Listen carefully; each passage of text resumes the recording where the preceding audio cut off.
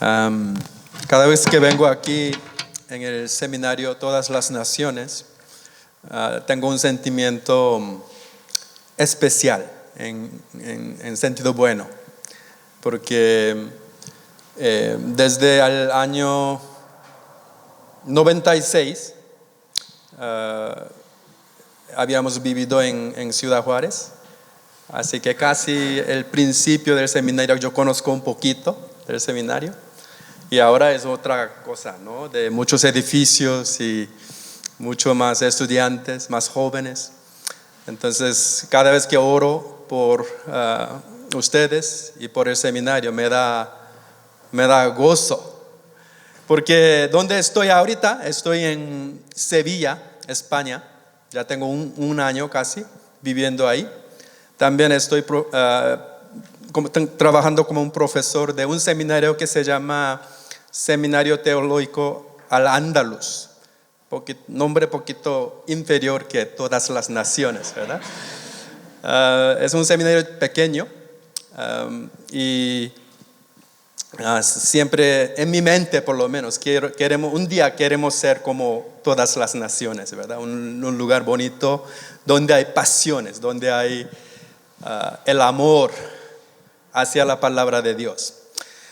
El tiempo que me dio Pastor Pablo, quiero hablar un poquito de este tema que está viendo en la pantalla. Responde el pueblo de Dios. Responde. Y cuando enfrentamos la verdad, tenemos que responder, ¿no? Tenemos que responder y tenemos que actuar hacia la verdad. Si tenemos la verdad y no tenemos la acción que corresponde a la verdad, ese entendimiento o esa información de la verdad no vale. Hace unos años leí algo en el periódico en Estados Unidos, en San Francisco, donde ahí viven muchos ricos, ¿no? Hay una persona desamparada, sin hogar, vivía en la calle casi más de 10 años y murió de hambre y de la enfermedad. Entonces el policía investigaba y encontró que él tenía una cuenta del banco, el fallecido. En su cuenta de banco tenía $3 millones. Pero él murió de la enfermedad y hambre. Entonces les pregunto, ¿ese $3 millones le sirvió? ¿Le valió? No, ¿verdad? Él vivió como que no tuviera nada. Yo veo misma forma, tener la palabra de Dios y no tener la acción y reacción a la palabra de Dios, es como esa persona que falleció, teniendo tanto dinero, sin usar, sin efectuar el valor de su posesión. Quiero mostrar una foto. ¿Han escuchado de esa famosa barco? Eso no, pero Titanic. Es transatlántico británico, un barco grande, el mayor tamaño de aquel tiempo cuando terminó. En la madrugada del 15 de abril de 1912, durante su viaje inaugural, se hundió. Murieron 1,514 personas de 2,223 personas que iban a bordo. Eso se convierte en una tragedia más grande de la historia ocurrido en tiempo de paz.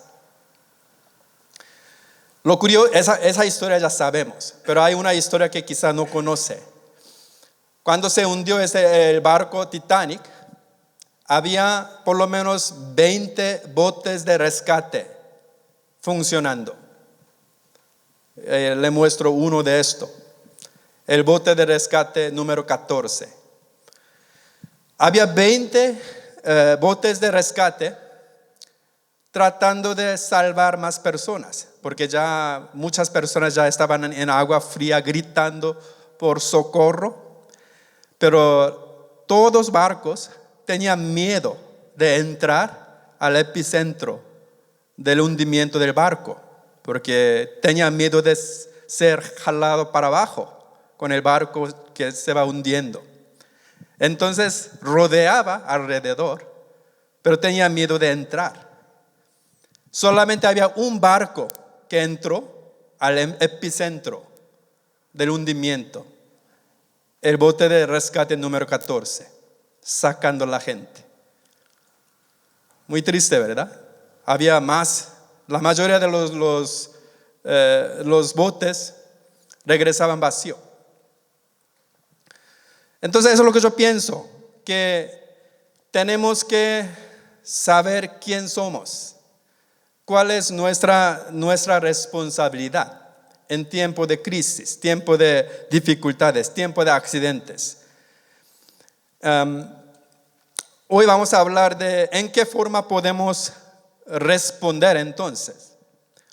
Para poder responder, tenemos que saber algunas cosas. Yo puse como 6 puntos. ¿Qué es lo que a qué estamos respondiendo? Otra cosa, ¿por qué estamos respondiendo? Tenemos que responder. ¿Quiénes son los que tienen que responder? ¿O cómo? ¿En qué forma podemos responder? ¿A dónde vamos para responder? Y al final, ¿cuándo vamos a responder? Entonces vamos a pensar esos 6 puntos brevemente hoy. El primer punto que voy a ver es ¿a qué vamos? ¿Cuál es el propósito? ¿Por qué tenemos que involucrarnos en las misiones globales? Ahí escribí que tenemos que entender el plan maestro de Dios. Plan maestro de Dios. El cuadro grande de Dios. ¿Cómo podemos entender el plan maestro o el cuadro grande de Dios? ¿Dónde viene esa información?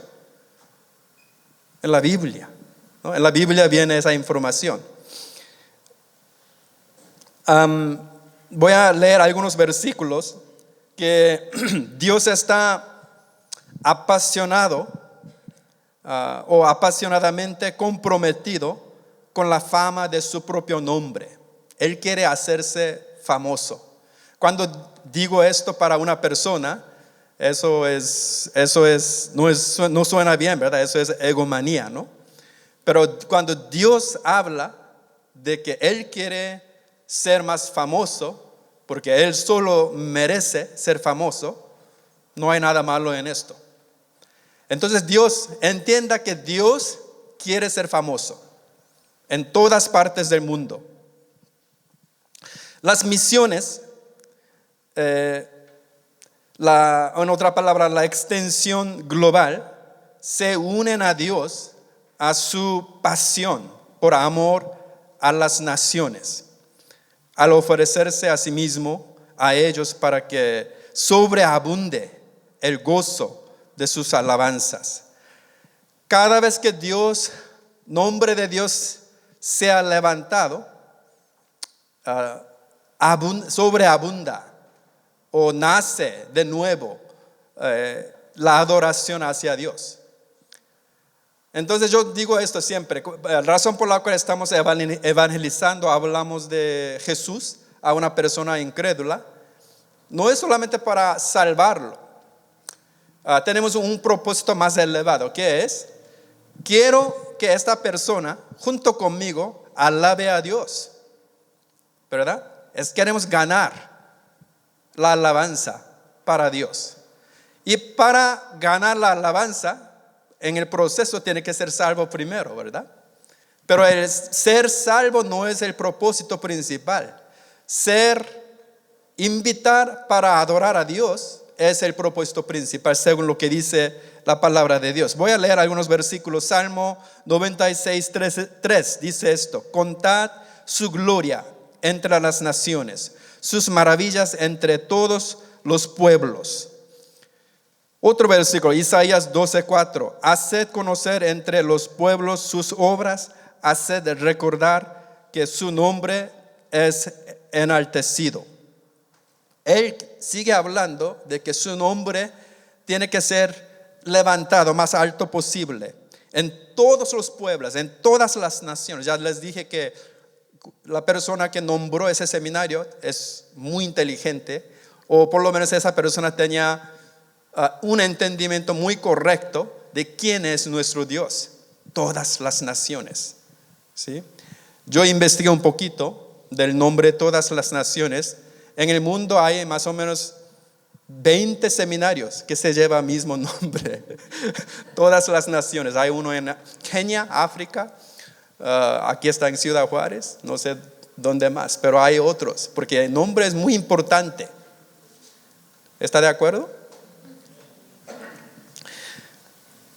Romanos 15:9 dice esto. Dios envió a Jesús en su misión y dice esto: para que los gentiles glorifiquen a Dios por su misericordia.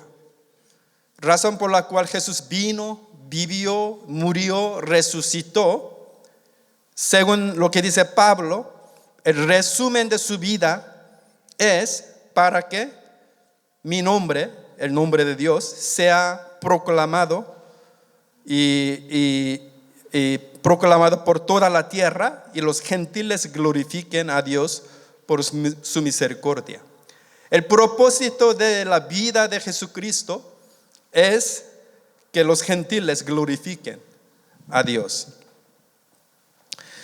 Si usted no le interesa o no se preocupa por las naciones, no está entendiendo bien el corazón de Dios. Si a veces cuando ando en la ciudad, mi ciudad ahora en Sevilla, siempre gente tiene curiosidad de dónde vengo, ¿verdad? Y a veces me llamo chinito. No soy chino, Y luego yo tengo un poquito de acento de mexicanos, entonces, uy, qué raro habla, ¿no? Y siempre me pregunta, ¿de dónde viene? ¿De dónde viene? Y tengo que dar una explicación. Yo nací en Corea, pero crecí en los Estados Unidos. Yo fui a Costa Rica para aprender español y luego vine aquí a Ciudad Juárez para trabajar unos 15 años. De ahí fuimos a España, ¿verdad? Entonces es una mezcla, ¿no? Entonces se maravilla de, esa persona viaja a todo el mundo. ¿Y por qué? Una persona me preguntaba, ¿por qué está aquí en Sevilla? Bueno, estoy aquí para enseñar la Biblia. Era un choque para esta persona. Nos decía, ¿cómo? ¿Enseña Biblia? ¿Por qué? Preguntarle, ¿por qué? Porque el concepto de leer la Biblia, apreciar la Biblia, enseñar la Biblia, no existe en España, en gran parte. Así que cuando nosotros leemos la Biblia, el concepto de toda la tierra, todas las naciones, todos los pueblos se llena, todas páginas de la Biblia. Voy a leer algunos versículos más. No necesita buscarlo porque voy a hacerlo lo más rápido posible. Génesis 1:28. Ahí viene el primer mandamiento de toda la Biblia. ¿Alguien sabe qué es? Primer mandamiento. Dice, los bendijo Dios y les dijo, fructificad y multiplicaos, llenad la tierra y sojuzgadla. Eso es el primer mandamiento. ¿Cuál es el primer mandamiento aún antes del pecado, introducción del pecado a la humanidad? Multiplicad, fructificad y llenad la tierra. ¿Sí? Multiplicación. Creando las naciones, los pueblos, es el diseño original de nuestro Dios. Y viene diluvio. ¿Recuerda diluvio? Murieron todos menos 8 personas de la familia de Noé. Y cuando Dios ya empieza de nuevo, entre comillas, capítulo 9 y verso 11, dice esto. bendijo Dios a Noé y a sus hijos, les dijo: fructificad y multiplicaos y llena la tierra. Suena, ¿no? En Génesis 1:28, ahora Génesis 9:1. Brincamos Génesis 11:9. Dice esto: por esto fue llamado el nombre de ella Babel, porque ahí confundió Jehová el lenguaje de toda la tierra, y desde ahí los esparció sobre la faz de toda la tierra. Finalmente Dios logra esparcir, separar gente, porque no querían hacerlo. ¿Cuál era el primer mandamiento? Multiplicad, llena la tierra. No querían hacerlo. Entonces Dios a fuerza confunde el idioma. Así que los que hablan español vinieron acá para vivir. Los que hablan coreano fueron para allá, para vivir en otro lado. Así lo que quería Dios desde el principio, Él logró. Y viene una cosa muy importante.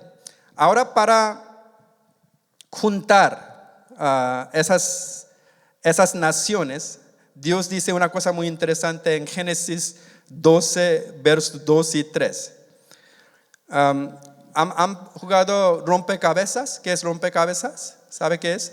Muchas piezas poniendo juntos, estamos haciendo uno grande, ¿verdad? ¿Cuál es el secreto de poner rompecabezas muy rápido? Sí, hay que ver el cuadro grande. Normalmente en la caja viene una foto, ¿verdad? Del cuadro grande. Con eso ya separamos colores y empezamos con la orilla. Así ponemos, ¿no? Para Dios, juntar las naciones es como jugar rompecabezas. Yo también jugaba mucho rompecabezas antes. Cuando jugábamos como 1,000 piezas, 3,000 piezas, ¿no? ¿Cuántas personas han jugado como 3,000 piezas? A ver, ahí están algunos expertos. Dura mucho tiempo, ¿no? 3, 4, 5 horas para ponerlo. Pero cuando terminamos, eso es una gloria, ¿no? Cuando terminamos nos da mucho gozo, ¿sí? Creo que eso es lo que está haciendo Dios. Se llena la tierra y luego Él está poniendo cada pieza de rompecabezas, juntando las naciones bajo su nombre del Hijo de Dios, Jesucristo. ¿Sí? Es como jugar rompecabezas. Pero plan maestro de Dios viene en Génesis 12, 2 y 3. Dice esto: y haré de ti una nación grande, y te bendeciré y engrandeceré tu nombre, y serás bendición. Bendeciré a los que te bendijeren, y a los que te maldijeren maldeciré. Y serán benditas en ti todas las familias de la tierra. Eso es el plan de Dios. ¿Cuál era el plan de Dios en lo que se llama pacto abrámico? Dios dice: te voy a bendecir. Nadie dice amén. Te voy a bendecir. Amén, ¿verdad? Pero no termina ahí. ¿Cuál es la segunda parte? Voy a bendecir todas las naciones medio de ti. En mi opinión, este pacto tiene dos partes, ¿verdad? Como el partido de fútbol tiene dos mitades, tiene dos partes. Primera parte es: te voy a bendecir, pero también voy a bendecir otras naciones medio de ti. Este pacto, esta promesa sigue igual hoy. Dios te salvó con un propósito, ¿sí? Mucha gente dice: Dios me salvó, amén, aleluya, ya terminó el asunto, voy al cielo, ¿verdad? Sí, cierto, pero no termina el asunto. Ahora voy a bendecir las naciones medio de ti, ¿sí? Voy a usarte como un medio, un canal a través de que voy a bendecir las naciones. Eso es el pacto. Eso es el plan maestro de Dios. ¿Y cómo va a ser? Siempre a mí me gusta ver al final del asunto, ¿verdad? Entonces, ¿cómo va a terminar todo? Algunos dicen que quizá dentro de 10 años el mundo se va a acabar, ¿verdad? No sé, yo no voy a profetizar, ¿verdad? Cuando viene el final del mundo, porque mi teología no permite, ¿verdad? Puede venir hoy también, pero quién sabe. Pero en realidad no es un secreto, es un secreto revelado muy claramente en la Biblia. Voy a leer esto, Apocalipsis 7, 9 y 12. Dice esto: después de esto miré y aquí una gran multitud, ya estamos hablando del futuro todavía, la cual nadie podía contar, de todas naciones y tribus y pueblos y lenguas, que estaban delante del trono y en la presencia del Cordero, vestido de ropas blancas y con palmas en las manos, y clamaban a gran voz diciendo: la salvación pertenece a nuestro Dios, que está sentado en el trono, y al Cordero. Y todos los ángeles estaban en pie alrededor del trono, y de los ancianos y de los 4 seres vivientes, y se postraron sobre sus rostros delante del trono y adoraron a Dios, diciendo: amén. La bendición, la gloria y la sabiduría, la acción de gracias y la honra y el poder y la fortaleza sean a nuestro Dios por los siglos de los siglos. Amén. Aquí está la conclusión. ¿Cómo termina ese partido? Dios gana. Dios gana. ¿Quién va a estar ahí? Ahí yo vi una palabra: todas las naciones va a estar ahí. Entonces pregunto, ¿la evangelización mundial es posible? No solo posible, ya es un hecho. Ya es un hecho. Ya es un hecho. Dios ya diseñó, y cuando Dios dice que Él va a hacerlo, los mexicanos hablan muy bien. Cuando yo trabajaba aquí, un pastor, cuando le pido un favor, este pastor siempre me dice: hecho, como pasado, ¿verdad? Hecho. ¿Qué es lo que quiere decir contestando en esa manera? ¿Estás seguro de hacerlo? 100% seguro, ¿verdad? Así habla la Biblia. Cuando la Biblia habla de esto, que así va a terminarlo, así va a terminar nuestra historia. Así que ¿qué es lo que vamos a entender de responder a Dios? Es entender la gran historia, el gran plan maestro de Dios, ¿verdad? Entonces, el plan maestro de Dios es mostrar su gloria entre todas las naciones. Siguiente, ¿por qué? Ahí dice: las misiones existen porque la adoración no existe. ¿Sí? ¿Por qué estamos en la misión? Porque estoy en Sevilla sufriendo, porque necesito buscar más gente para adorar a Dios.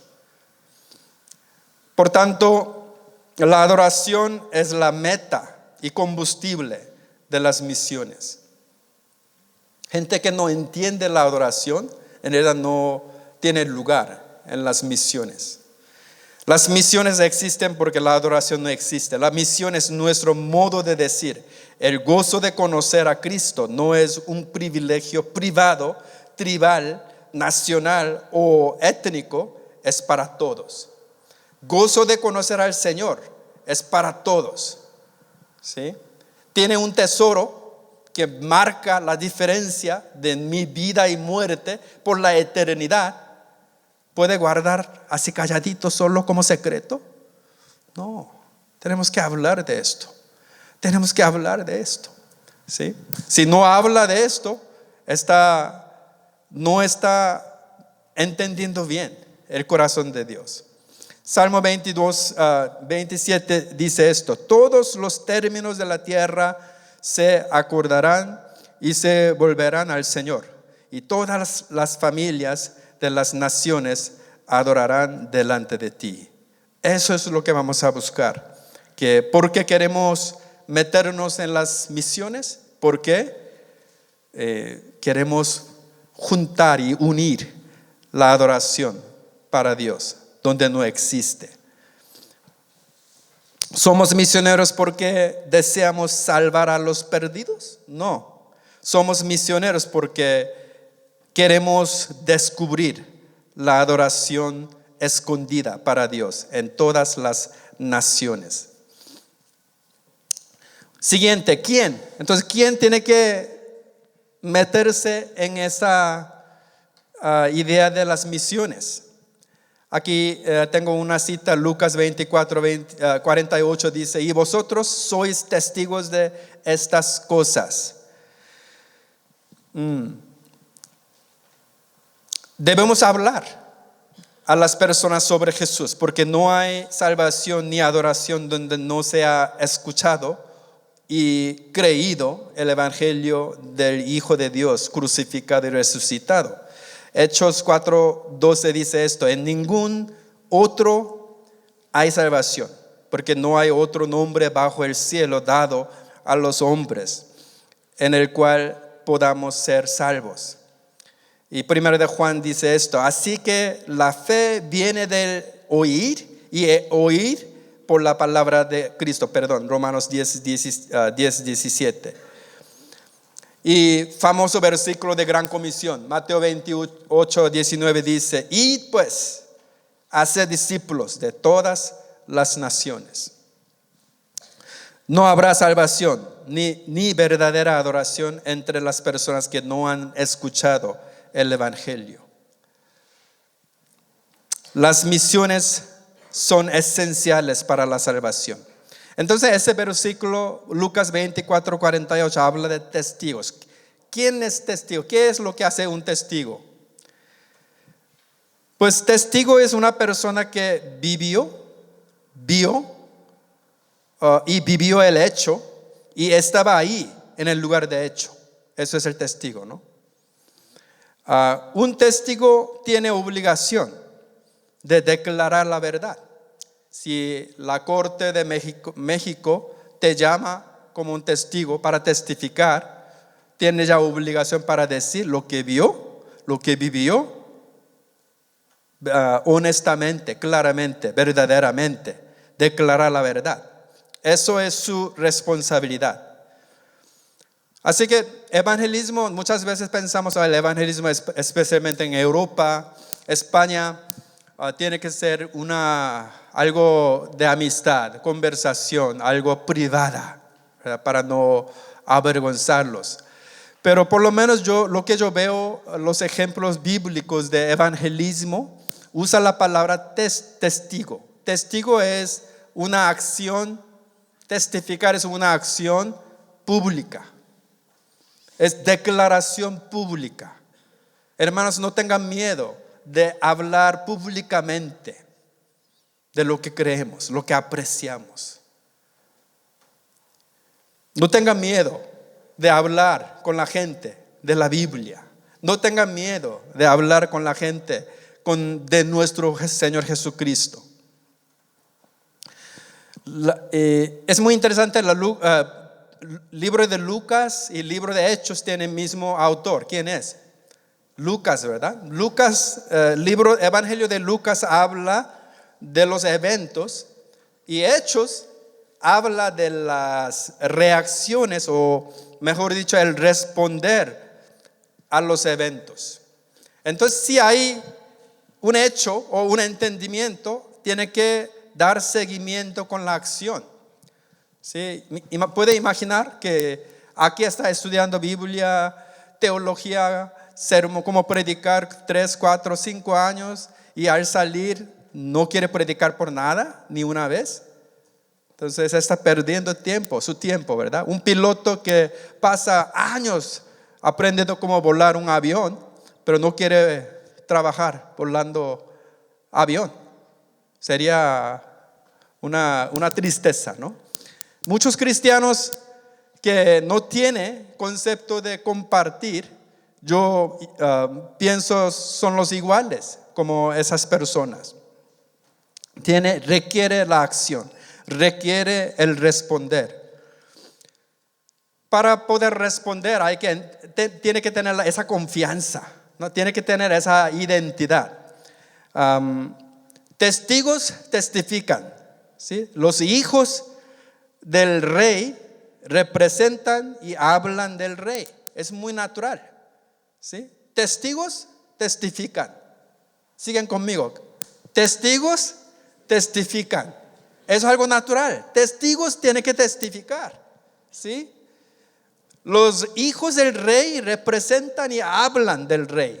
Yo tuve una experiencia muy interesante cuando fui primera vez a Sudáfrica. Después de una semana de reunión, me llevaron a un parque que se llama Parque de Leones. Adivina qué tipo de animales que vi ahí. Leones, ¿verdad? Era un lugar abierto, una camioneta protegida. Estábamos obviamente por dentro, así moviéndonos dentro del parque. Había animales, leones muy, muy grandes, con 20, 30, una familia grande. O rugir de león muy cerca de esa distancia es increíble. Casi mi corazón chocaba así. Entonces regresamos con este viaje de 20 minutos con mucho miedo. Uy, ese animal. Y también nuestro guía hablaba que la semana pasada un chinito bajó de camioneta para tomar foto y se lo comió, ¿verdad? Entonces me daba más miedo. Y al final del viaje ya salimos de esa parte. Y al final del viaje llegamos a un corral de mitad de este salón.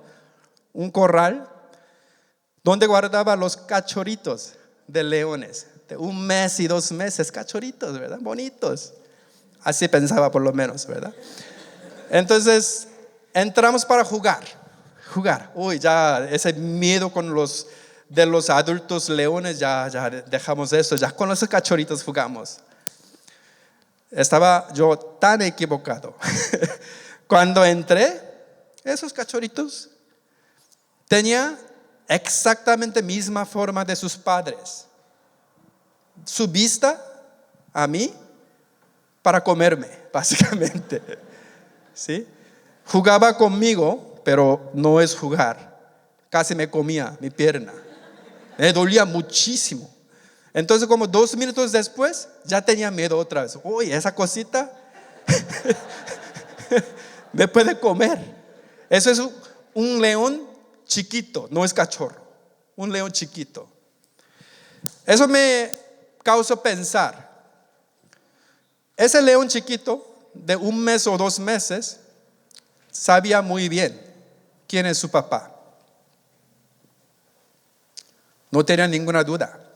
Su papá es el rey de los animales. En ese rango de animales, mundo de animales, yo estaba más bajo que este cachorro. Me veía así, algo para comer. Entonces yo pensé, ¿qué estoy haciendo como cristiano? ¿Cuál es mi identidad? ¿Cómo veo a mí mismo?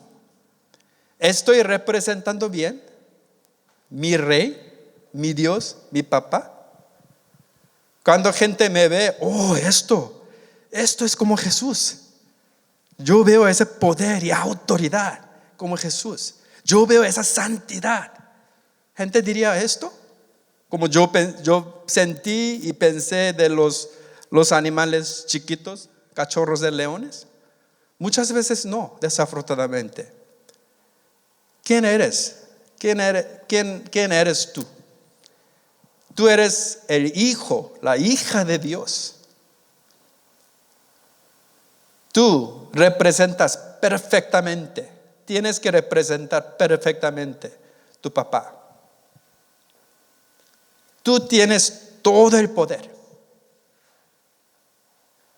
más absoluto, la autoridad más absoluta. Entonces, de vez en cuando tenemos que pensar de nuestra identidad, quiénes somos.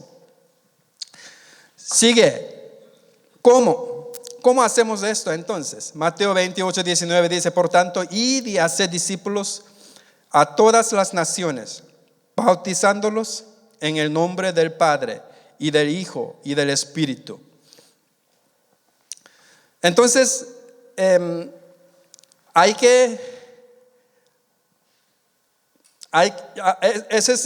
me imagino que este versículo ya han estudiado muchas veces. Ahí vienen algunos verbos, por lo menos en la traducción en Reina Valera: ir y hacer discípulos y luego bautizándolos. Pero en realidad, como forma de mandato del verbo, hay uno solamente, que es hacer discípulos. Hay solamente uno. Entonces, mi traducción de I grew sería: hacer discípulos yendo, hacer discípulos bautizando, hacer discípulos enseñando. ¿Sí? Para hacer discípulos, si las oportunidades abren, tienen que ir. ¿Sí? Tienen que enseñar, tienen que bautizar, ¿verdad? Pero el mandato principal es hacer discípulos. Si no está haciendo discípulos aquí ahora, no piense que un día allá en España voy a hacer discípulos. No, eso empieza ahora ya, en su comunidad, en su familia. Tiene que hacer discípulos donde quiera que esté. Si está haciendo discípulos en otra cultura, eso es misionero transcultural. Si está haciendo discípulos aquí, eso es trabajador dentro de misma cultura. No hay ninguna diferencia entre el mandato de ser misionero y obrero de misma cultura. Entonces debemos enviar a los misioneros globales un modo digno de Dios. Algunas personas quedan, algunas personas tienen que ir, ¿verdad? Según su dones diferentes. Por ejemplo, pero hay que hacerlo de una manera digno, modo digno de Dios. Por ejemplo, tercera de Juan 1:6 dice esto: harás bien en ayudarles a proseguir su viaje de una manera digna de Dios. Todo lo que hacemos tenemos que hacer de manera digna de Dios. Eso es lo que está hablando. Pero el mandamiento principal es hacer discípulos. La causa global de Cristo no fracasará, y nada que usted haga en esta causa estaría en vano. Toda la autoridad, ese versículo dice: toda la autoridad me ha sido dado en el cielo y en la tierra. Id pues y haced discípulos. No tenemos ninguna otra autoridad. Tenemos autoridad que viene de Dios. Así que tiene que presentar el evangelio puro y sencillo. Yo digo puro y sencillo porque muchas veces tenemos tendencia de mezclar con otras cosas, nuestros valores, nuestras tradiciones, nuestra cultura. Esas cosas muchas veces ocultan la esencia del evangelio. El evangelio es muy simple, ¿verdad? ¿Cuál es el evangelio? ¿Alguien me puede decir cuál es el evangelio? Es una pregunta muy teológica, ¿verdad? ¿Cuál es el evangelio? Si un español te pregunta, ¿qué es el evangelio? ¿Cómo contestaríamos? Simple, una manera más simple posible. Buenas nuevas de Jesús. Bueno, ¿qué es buenas nuevas entonces? ¿Para qué? Muy bien. ¿Y eso cambió mi vida? ¿Eso cambió mi destino? ¿Y eso cambió mi eternidad? ¿Es muy importante? ¿Eso va a ser muy importante para ti también? Eso es el evangelio, ¿verdad? Ese es el evangelio. Entonces hay que mantener el evangelio puro y sencillo. Veamos otra cosa de ¿a dónde vamos entonces? Obviamente todas las naciones. Apocalipsis 5, 9-10 dice esto: digno eres de tomar el libro y de abrir sus sellos, porque tú fuiste inmolado y con tu sangre compraste para Dios a gente de toda tribu, lengua, pueblo, nación, y los has hecho un reino y sacerdote para nuestro Dios, y reinarán sobre la tierra.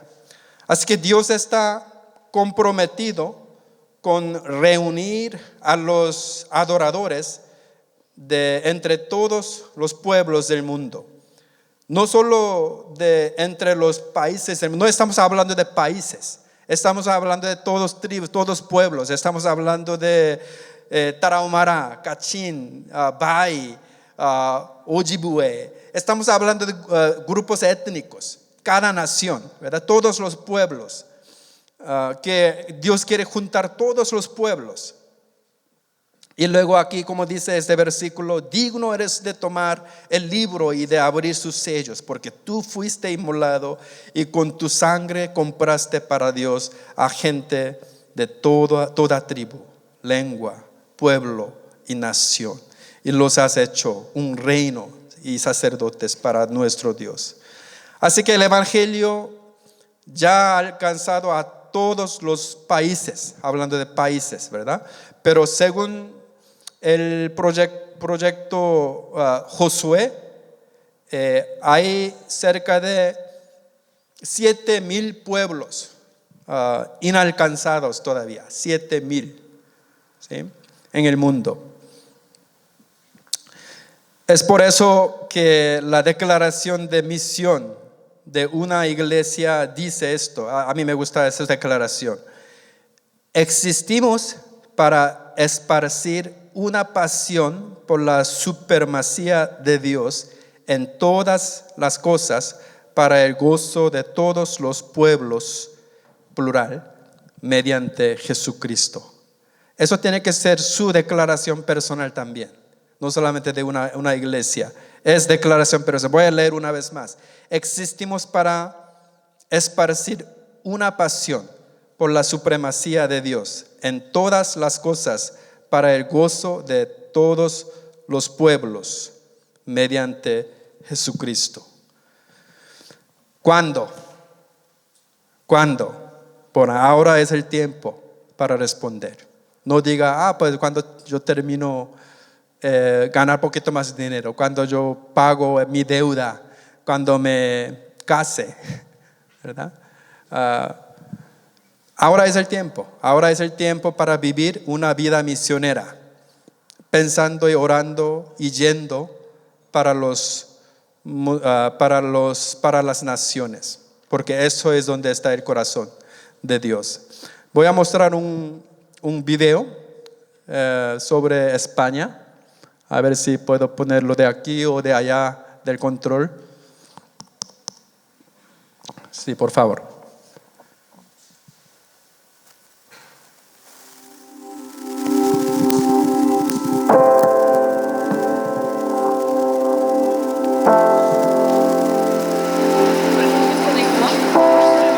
Señor, España te necesita.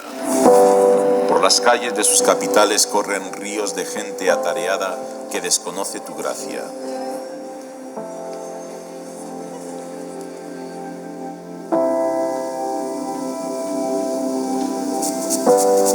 De sus campos brotan semillas produciendo flores y alimentos, pero quienes las cultivan no conocen el amor que hay en tu palabra. Tristemente, España ha sido por años el país europeo con mayor número de bares y prostíbulos, así como el mayor consumidor de cocaína y cannabis, lo que evidencia una necesidad palpante de valores, propósito y paz que solo en ti son completas. Te pedimos que no te demores. Cada día que pasa, muchos españoles siguen engañados por una religión de culpa, procesiones y ritos que nada tienen que ver con el nuevo nacimiento que Jesús anunció. Susúrrales en las catedrales que estás vivo y que las figuras inmóviles que lloran no son el final de tu historia.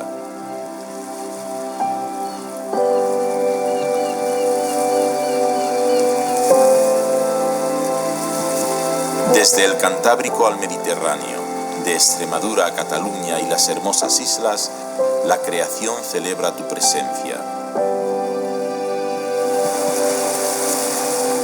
España es una tierra rica en paisajes y clima, el segundo país en reservas de la biosfera del mundo. Gracias por regalarnos tantos lugares para disfrutar de tu creatividad.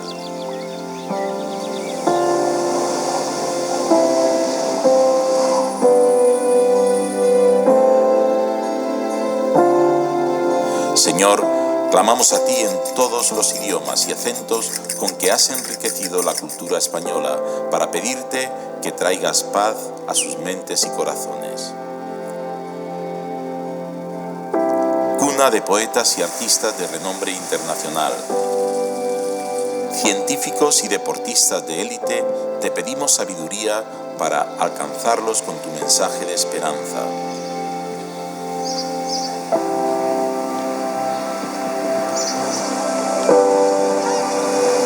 Señor, sabemos que España es conocida como un destino turístico mundial por los toros y las tapas, por contar entre sus éxitos con el mejor restaurante del mundo durante varios años, o cientos de admirables castillos y palacios. Pero sabemos también que se conoce por el pequeño número de creyentes evangélicos que viven por fe en Jesucristo. Señor, clamamos por una nueva cosecha, fruto de tantos años plantando la semilla del Evangelio, por misioneros y obreros que dieron su vida por amor.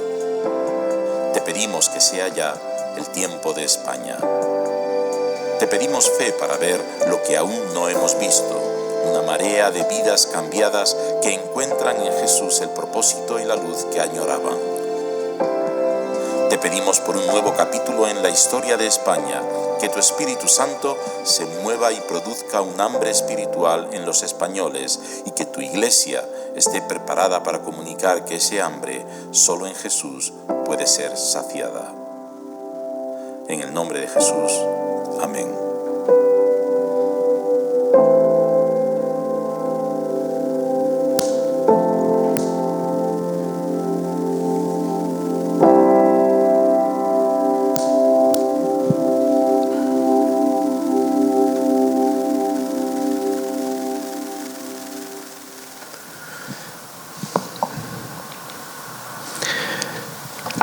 España solamente tiene 0.4% de evangélicos. ¿Sabe cuánto por ciento tiene México, más o menos?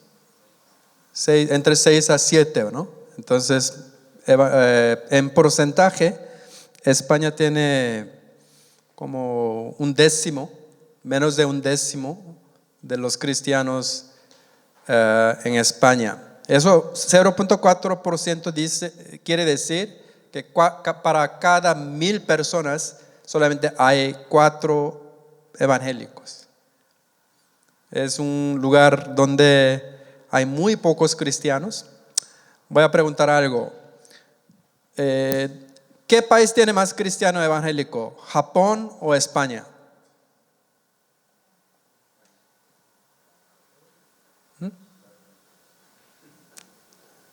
Japón tiene más cristianos, 1%. Voy a poner otro. Indonesia y España, ¿quién tiene más cristiano? Indonesia. Indonesia tiene casi entre 4 y 5% de cristianos evangélicos. Así que España tiene muy pocos cristianos. La mayoría de los españoles se clasifican como agnóstico. Agnóstico es como ateo. No quiere ver nada con las cosas espirituales, básicamente.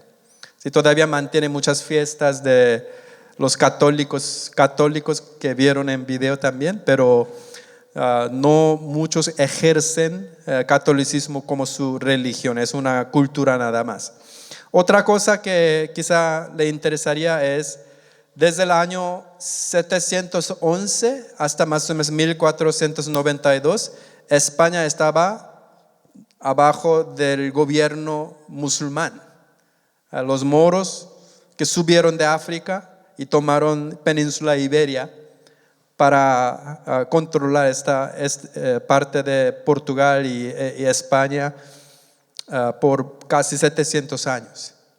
Por eso hay muchas palabras que vienen de, ¿no sabían eso? Muchas palabras que usamos aquí en México vienen de palabra árabe. ¿Sabía que almohada es palabra árabe? ¿Sabía reloj? Es otra palabra árabe. Muchas palabras que empiezan con al, es muy probable que viene de árabe. Tenemos mucha influencia de los musulmanes. Y también dice que más de 10 millones de españoles viven en localidades sin ninguna presencia evangélica. 10 millones. De 50 millones de habitantes, 47 millones de habitantes, 10 millones, aunque recibe al Señor y se convierte al cristianismo, no cuenta con una iglesia a donde puede ir. No hay iglesia. Hay muchos pueblos pequeños que no hay ninguna iglesia evangélica.